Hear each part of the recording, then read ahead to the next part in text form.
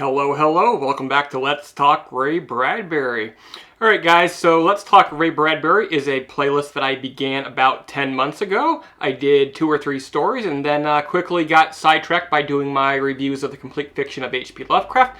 But I'm back, ready to dive into another author, and in this case it's Ray Bradbury. I'll be reading from this volume, which has 100 stories by the master himself. First story, as part of this return to the playlist, is The Whole Town is Sleeping. It was a 15-page suspense thriller published in 1950 in McCall's and later republished as part of Dandelion Wine. On a hot summer night, Lavinia Nebb goes out to see a Charlie Chaplin movie with 2 of her friends, but their town is in a panic because there has been a series of strangulations of young women by a mystery man known only as the Lonely One, and the victims are often found in this place called the Ravine. On their way to the film, they pass through the ravine and find the body of the latest victim.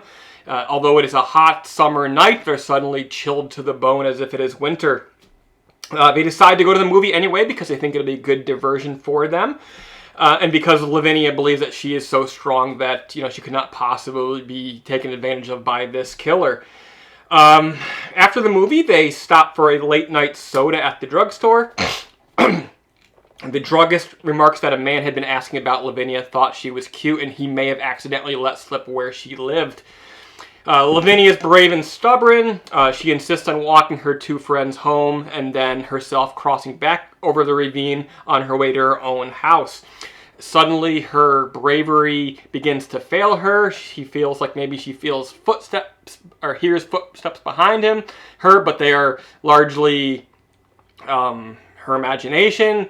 She recites and thinks about a story from her youth about, somebody creeping up the steps and counting the steps behind you as they approach you. So she's freaking out. She vows never to go out alone if God will only deliver her from this dangerous situation.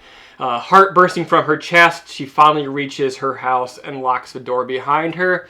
Just as she begins to relax, she hears a man behind her clearing her throat. The end. Thoughts.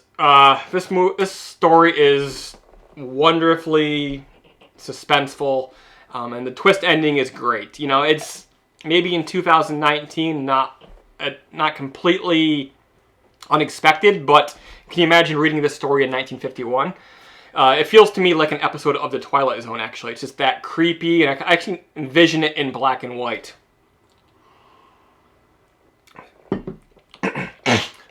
Excuse me.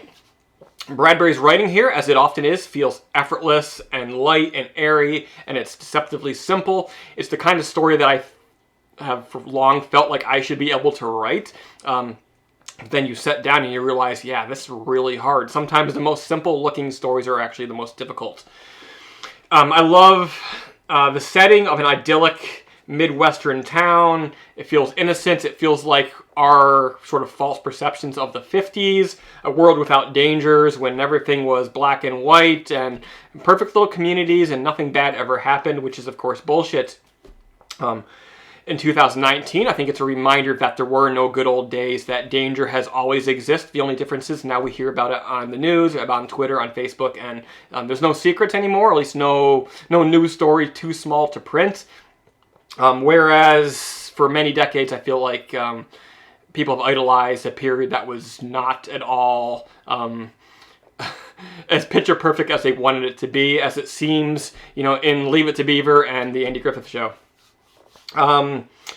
Lavinia, in closing, is a strong, independent young woman, and she doesn't think that anything bad could happen to her, but no matter how strong and independent you are still subject to the dangers of cruel reality. And I think that's a good lesson for our modern girls, who, in this time, of stressing independence and of stressing equality and all these things, they are still vulnerable, just like guys are, but nobody's invulnerable to evil. And if you don't watch your back, you can be victimized. And I think that's the lesson there for Lavinia. She could have taken simple precautions like spending the night with her friend rather than going home alone, and she could have protected herself, but instead she took that risk when she knew there was an imminent danger, and it obviously cost her something because there was a man in her house. But we will never know what happened to her. I like to think she was raped and murdered, but that's just me. All right, guys, thanks for tuning in to Let's Talk Ray Bradbury. This was The Whole Town is Sleeping. It is a great little suspense thriller story. There are many adaptations of this story, which you can check out for yourself. There's a pretty famous radio drama, which doesn't follow the text completely, but it does dramatize it with sounds. And that is available on YouTube, I saw, so be sure to check that out as well. Yeah, guys, Ray Bradbury stories. Got 100 of them coming for you over the next couple of years. I've committed myself to 3 big projects recently. Ray Bradbury, as well as the complete episodes of Community and the complete episodes of MASH. So please subscribe to our channel. Stick around because lots of exciting, interesting things coming your way soon. So thanks, guys, and see you again soon.